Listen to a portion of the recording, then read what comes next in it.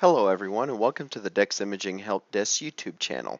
Today we're going to be going over how to replace the toner bottle and the waste toner in the Konica BizHub 8 and 4 series.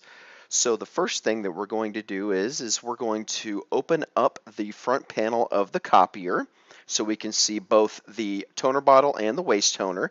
Then to replace the toner, just twist it to the left and then pull it out. And then once you have the new one, go ahead and push it in and then twist it to the right. Make sure this in there secure. Now, to replace the waste toner, you just push on the blue tabs outwards so it'll pop out. And then be sure to be careful with this because it will spill. Once you have the new one, just go ahead and push it back in, and both those tabs should click back in securely. And then you're going to go ahead and shut that front panel and make sure that they're all in there securely.